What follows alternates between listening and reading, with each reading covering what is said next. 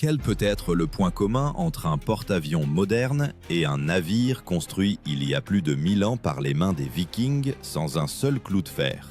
Comment les peuples des froides côtes de la Scandinavie ont-ils pu créer des navires d'une longueur de près de 90 mètres, qui étonnent encore aujourd'hui les ingénieurs?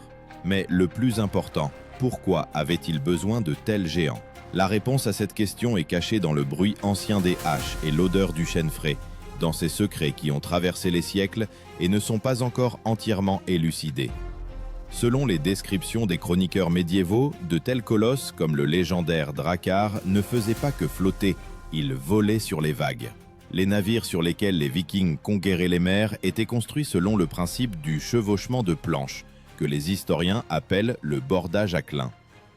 Cela signifiait que chaque planche était superposée à la précédente, telle une écaille sur le corps d'un monstre marin. Grâce à cela, le navire devenait léger, flexible et rapide, capable de survivre aux assauts des tempêtes du Nord. Les découvertes archéologiques à Roskilde, Danemark, le confirment. Même après 1000 ans, ces coques conservent leur forme, comme si elles avaient été construites hier. Une telle méthode d'assemblage exigeait une précision incroyable. Une erreur de l'épaisseur d'un ongle pouvait coûter la vie au navire. Les Vikings utilisaient un outil que l'on appellerait aujourd'hui une hache à équarrir, une large lame à l'aide de laquelle le maître pouvait ajuster chaque planche avec une précision au millimètre près. Un seul coup manqué, et des semaines de travail étaient réduites à néant. Parmi les Vikings existait un mot spécial pour les maîtres capables de construire un navire, skipasmid. Ce n'étaient pas de simples artisans, mais des prêtres du bois et du vent.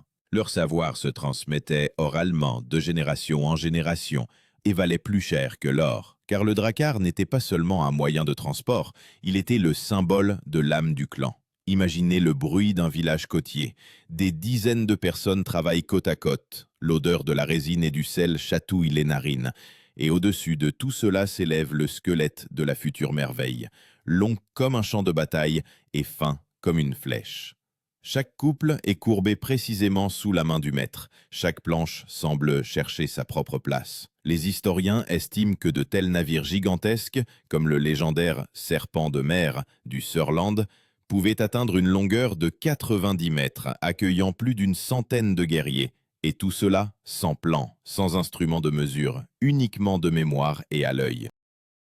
Mais le plus mystérieux, ce n'est pas la taille, mais la manière dont ces navires maintenaient leur stabilité sur les vagues. Les ingénieurs modernes débattent encore comment les Vikings parvenaient à un rapport idéal entre légèreté et solidité. Peut-être la réponse réside-t-elle dans la manière dont ils unissaient le bois et la mer en un seul être vivant. Quand une vague frappait la coque, le Drakkar ne se brisait pas.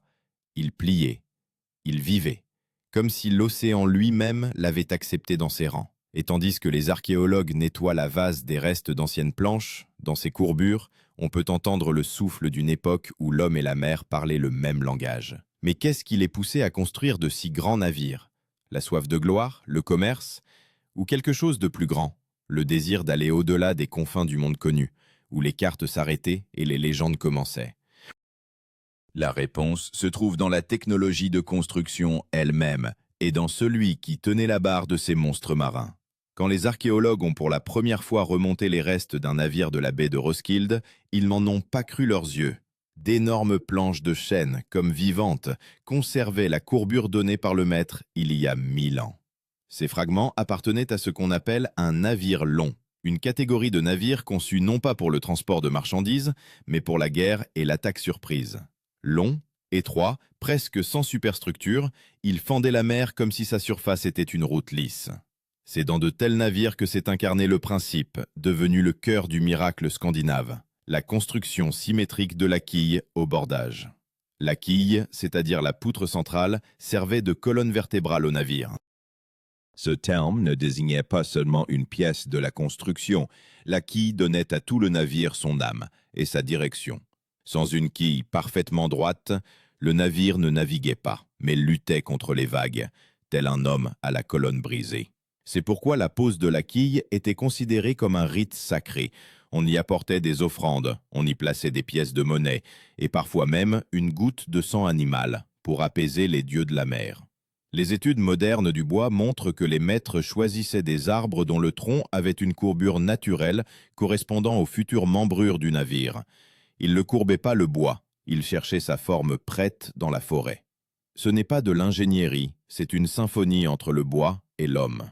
Un des chercheurs écrivait qu'un skipasmide expérimenté pouvait voir le navire à l'intérieur du chêne, comme un sculpteur voit la statue à l'intérieur de la pierre. Pour assembler les planches, les Vikings utilisaient des tendons de bœuf et de la résine. Cette méthode, connue sous le nom de rivetage sur sangle, permettait à la coque d'être étanche et en même temps flexible. Étonnamment, de telles jonctions résistaient tout autant que les rivets métalliques modernes.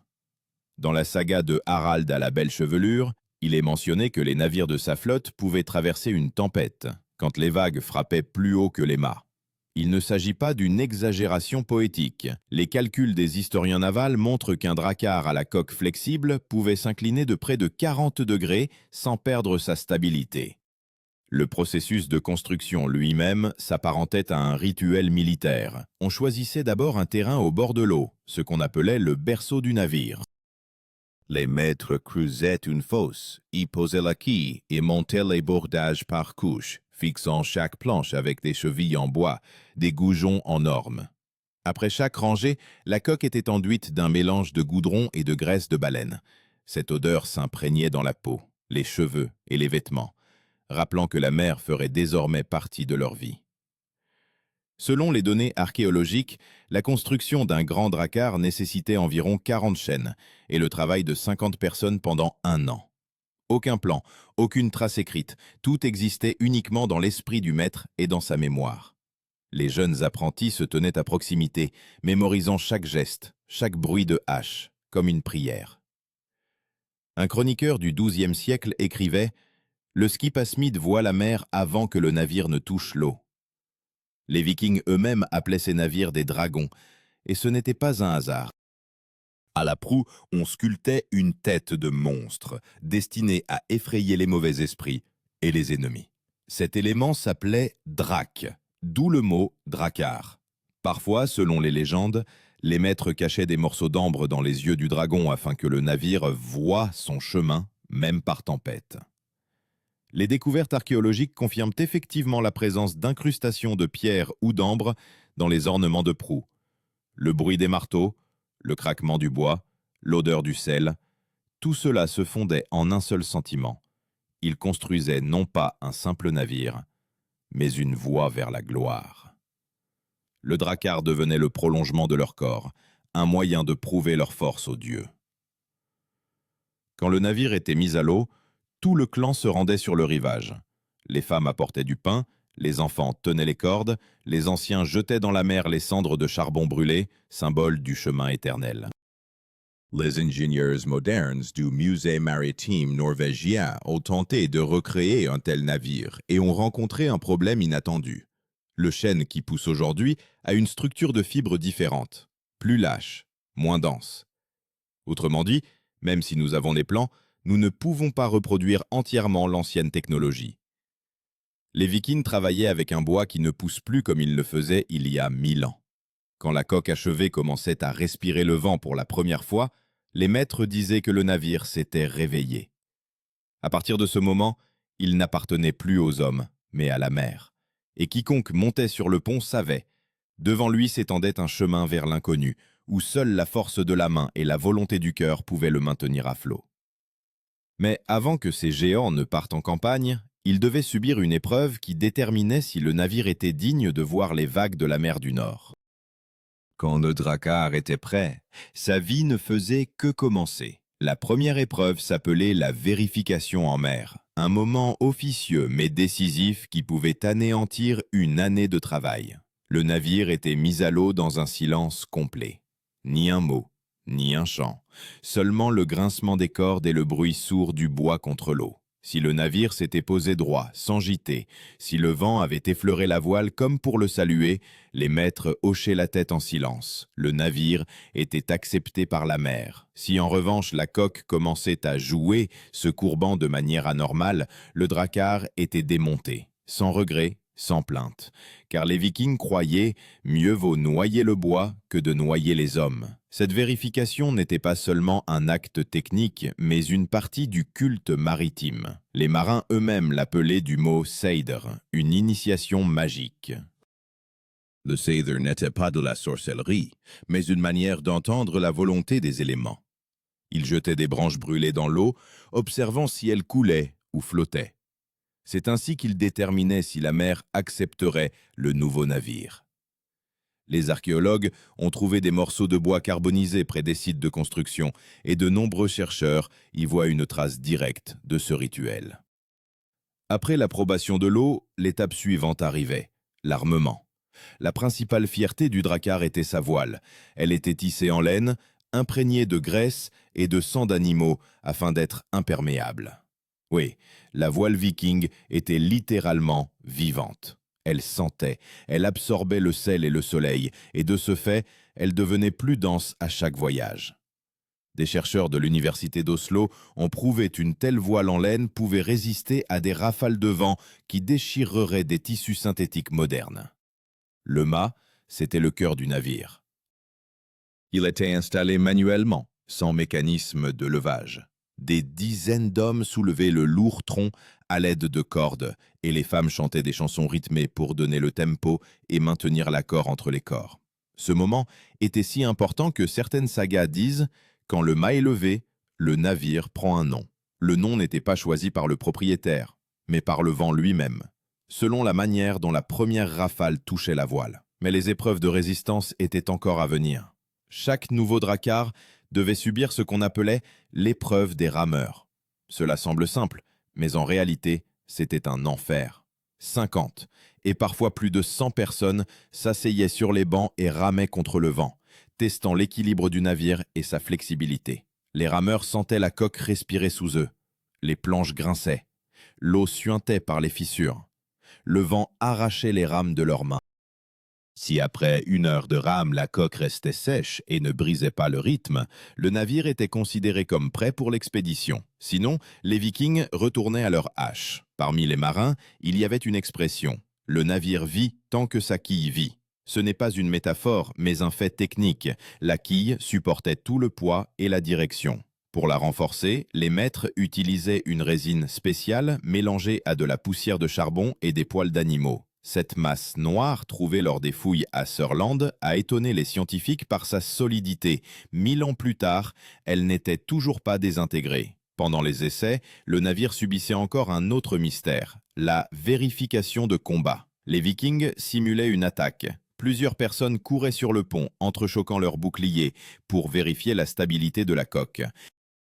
Le bruit des coups, le craquement des planches, l'odeur de la sueur et de la résine, tout cela transformait le navire en un être vivant, prêt au combat. Un chroniqueur écrivait « Quand le drakkar acceptait le poids des guerriers, il devenait une partie de leur chair ». Les ingénieurs navals modernes s'étonnent. Comment un navire construit sans cadre métallique ni rivet pouvait-il supporter un tel stress? La réponse, dans la flexibilité de la construction. Les Vikings utilisaient un principe que l'on appelle aujourd'hui le quille flottante, c'est-à-dire que la coque n'était pas rigidement fixée, mais pouvait légèrement bouger sous l'impact d'une vague.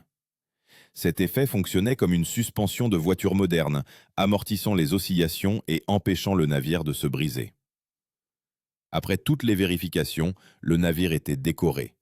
Des boucliers étaient fixés sur les côtés du bord, non pas pour la protection, mais comme signe d'appartenance.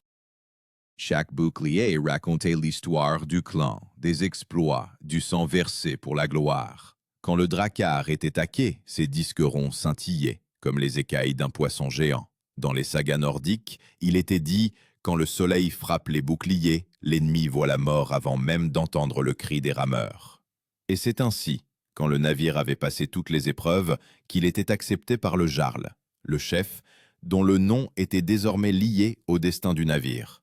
Il accomplissait le dernier rite. Il frappait le flanc de sa paume et prononçait « Va et ne reviens pas vide ». Ces mots ne signifiaient pas une malédiction, c'était une bénédiction viking, car chaque navire devait rapporter soit des richesses, soit la gloire, soit la mort. Il n'y avait pas de troisième option. À ce moment, un grondement montait de la côte.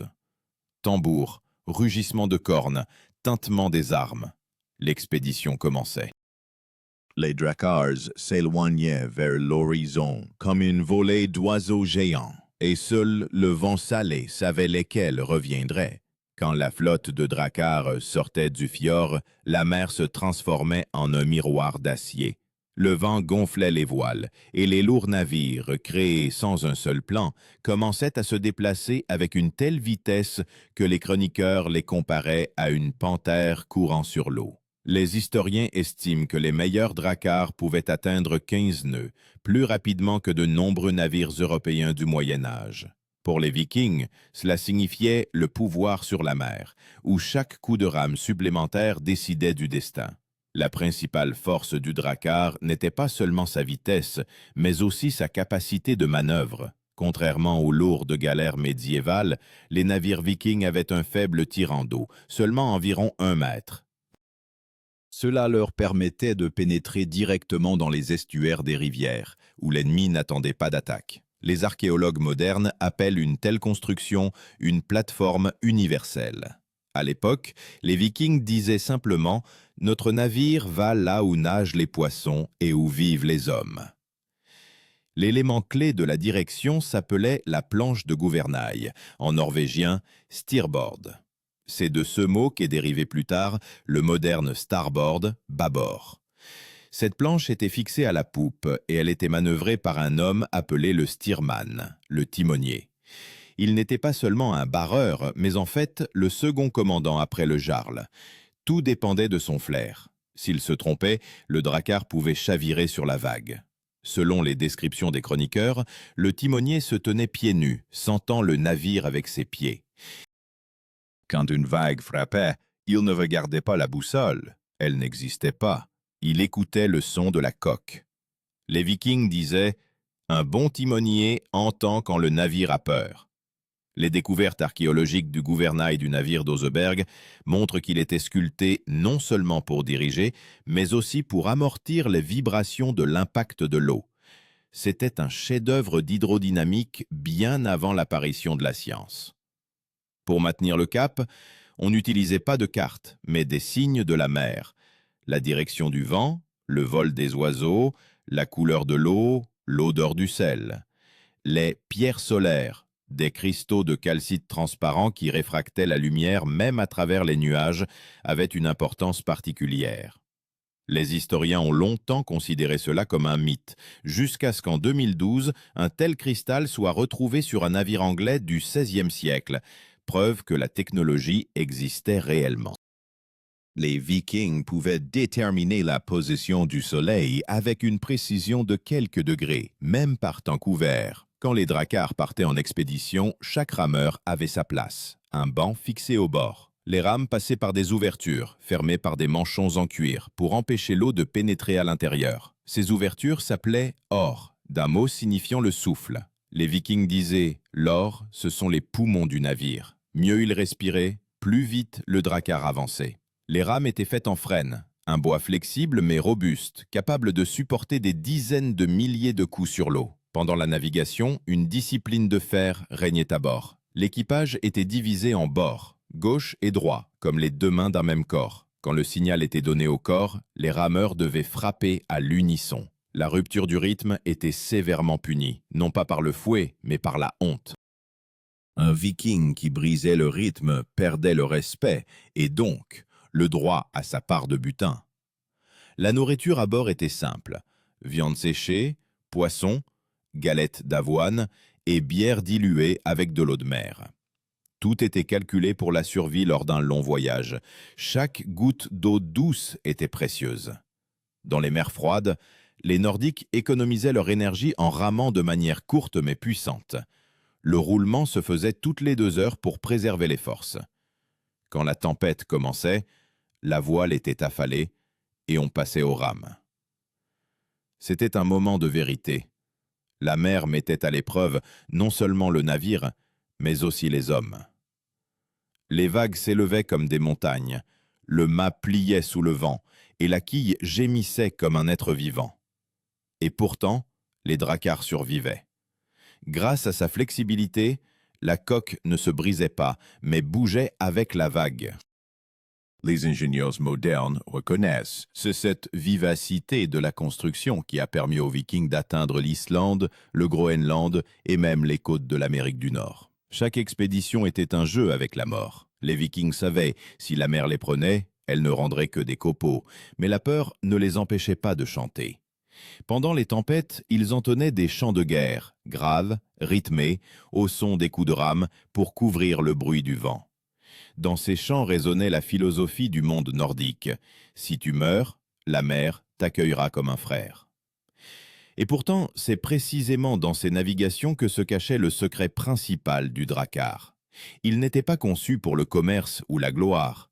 Sa forme, sa flexibilité, sa vitesse, tout indiquait un seul objectif, le débarquement, l'attaque instantanée, la surprise. Quand les drakkars approchaient du rivage ennemi, leurs ombres se confondaient avec l'horizon. Et avant même que les sentinelles n'aient eu le temps de donner l'alerte, les premiers guerriers foulaient déjà le sable, prêts à transformer n'importe quelle côte en le début d'une nouvelle saga. Quand le rivage se rapprochait, les drakkars changeaient d'apparence. Voiles déployés, ils ressemblaient à des oiseaux. Mais dès que les Vikings entendaient le bruit des vagues, ces oiseaux se transformaient en prédateurs. La voile était affalée, les rames entraient dans l'eau, et le navire glissait vers la terre presque sans bruit. À partir de ce moment, commençait ce pourquoi il avait été créé, l'invasion instantanée. La force principale du drakkar, son faible tirant d'eau. Grâce à elle, le navire pouvait s'approcher du rivage, là où d'autres navires s'échouaient. Les archéologues en Islande ont trouvé des vestiges de quais où les drakkars entraient dans les estuaires des rivières à une profondeur ne dépassant pas le genou d'un homme. Cela permettait de débarquer une centaine de guerriers armés en 1 minute à peine. Les experts militaires modernes appellent cela un prototype d'opération amphibie. Un concept clé expliquant la puissance de combat du drakkar est le mur de bouclier. Ce n'est pas une formation tactique terrestre, mais un système de défense sur le navire. Les boucliers fixés le long du bord ne servaient pas seulement d'ornement. Ils protégeaient les rameurs des flèches et des lances, transformant le drakkar en une forteresse mobile. Quand le débarquement commençait, les guerriers retiraient leurs boucliers et se réorganisaient instantanément en un mur, le fameux mur de bouclier, ou skjoldborg. C'était le moment où la mer et la terre se rejoignaient en une seule ligne d'attaque. Les historiens notent que les drakkars n'agissaient jamais seuls. Ils naviguaient en flottille de 20, 30, parfois jusqu'à 100 navires. Les signaux n'étaient pas donnés par des drapeaux comme sur les flottes ultérieures, mais par des sons de corps. Chaque jarl avait son propre motif, par lequel les guerriers reconnaissaient sa voix. Ce signal résonnait en écho sur l'eau, transformant le fjord en une salle de bataille résonnante. Un moine anglais, témoin de l'assaut sur Lindisfarne, écrivait « Nous entendîmes un rugissement de trompe, et la mer parla d'une voix d'enfer. » Pendant l'attaque, les navires se tournaient la proue vers le rivage. Chaque drakkar avait une passerelle étroite, appelée broue. C'était un ponton en bois que l'on jetait sur le sable. Par là, un par un, les guerriers armés descendaient. Toute l'opération prenait moins de 10 minutes. Les ennemis n'avaient pas encore eu le temps de se rassembler que les Vikings plantaient déjà leurs étendards sur les collines côtières. L'un des éléments techniques les plus importants du drakkar était l'équilibrage de la coque. Lors du débarquement, le poids se déplaçait et le navire pouvait chavirer. Pour éviter cela, les maîtres calculaient à l'avance la répartition du poids. Les ingénieurs navals modernes, qui ont analysé les reconstructions, ont noté « Le centre de gravité du drakkar était idéalement situé entre le mât et le milieu de la quille. Cela permettait au navire de rester stable même lors d'un débarquement rapide de personnes sur le rivage. Lorsque l'attaque était terminée, le navire n'était pas abandonné. Il était ramené à l'eau à l'aide de cordes tendues sur des rouleaux en bois. Tout cela ne prenait que quelques minutes. Ainsi, la flottille pouvait disparaître de l'horizon plus rapidement que l'alarme ne se déclenchait. Cet effet de surprise a fait des Vikings une légende et de leur navire un symbole de peur dans toute l'Europe. Mais la guerre n'est pas la seule chose qui a rendu les drakkars immortels. Les voyages commerciaux, les expéditions exploratoires, tout reposait sur les mêmes navires. Les archéologues ont trouvé des preuves de voyage jusqu'à Byzance et Bagdad, et certaines sources mentionnent des marchands scandinaves ayant même atteint les rives de la mer Caspienne. Les Vikings commerçaient des fourrures, des esclaves, de l'ambre, du fer. Leurs navires sont devenus un pont entre le nord et l'est, entre le froid et le sable. Il est intéressant de noter que chaque flottille avait ses particularités. Les Norvégiens construisaient des dracars étroits et légers pour les mers orageuses. Les Danois, plus larges, avec une plus grande cale de chargement. Et les Snekar suédois se distinguaient par une coque longue, presque serpentine, parfaitement adaptée aux rivières d'Europe de l'Est. Tout cela était des variations d'un même principe, la vitesse et la mobilité. C'est ce principe qui a permis aux dracars d'atteindre l'Islande, le Groenland, puis La mystérieuse terre de Vinland sur la côte de l'Amérique du Nord. En 2000, les archéologues de Lanzo-Meadows ont confirmé, les Vikings y ont effectivement posé le pied 500 ans avant Colomb. Et ils l'ont fait sur les mêmes navires, créés à la main, sans plan ni outils. Mais la découverte la plus stupéfiante pour les historiens modernes a été autre. Au fond des fjords de Norvège, on trouve des traces de navires dont la longueur dépassait tout ce que nous savions sur la construction navale viking. Certaines sources affirment jusqu'à 90 mètres. Peut-être s'agissait-il de navires amiraux de rois construits pour démontrer leur puissance. Peut-être des navires sacrés, destinés non pas à la navigation, mais à des rituels funéraires. Et pourtant, la question reste ouverte. Comment les Vikings, sans plan ni outils métalliques, ont-ils pu créer quelque chose de comparable en taille à une frégate moderne? La réponse, semble-t-il, se trouve plus profondément, dans le fait que pour eux, le navire n'était pas une machine, mais un être vivant. Ils ne le construisaient pas, ils le mettaient au monde. Et quand le drakkar partait en mer, son destin était aussi imprévisible que la nature même de la mer du Nord. Quand le drakkar achevait son voyage, il ne mourait pas. Il passait dans un autre monde. Les Vikings croyaient, le navire, comme l'homme, a une âme. C'est pourquoi les meilleurs d'entre eux ne pourrissaient pas dans les docks, ils étaient brûlés.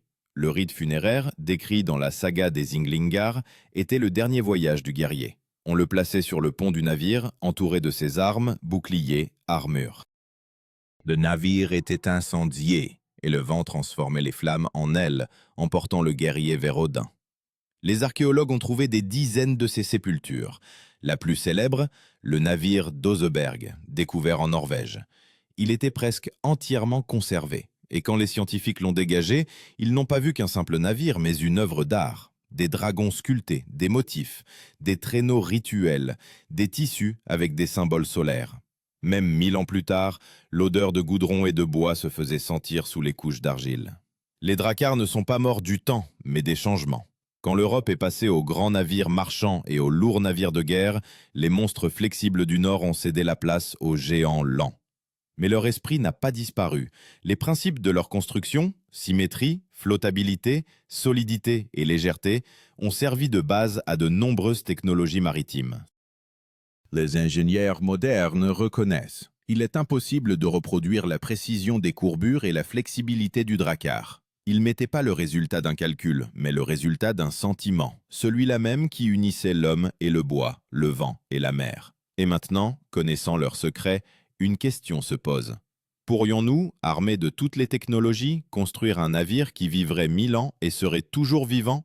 Ou bien, cette compétence est-elle un art à jamais disparu des hommes pour qui la mer n'était pas une route, mais un destin?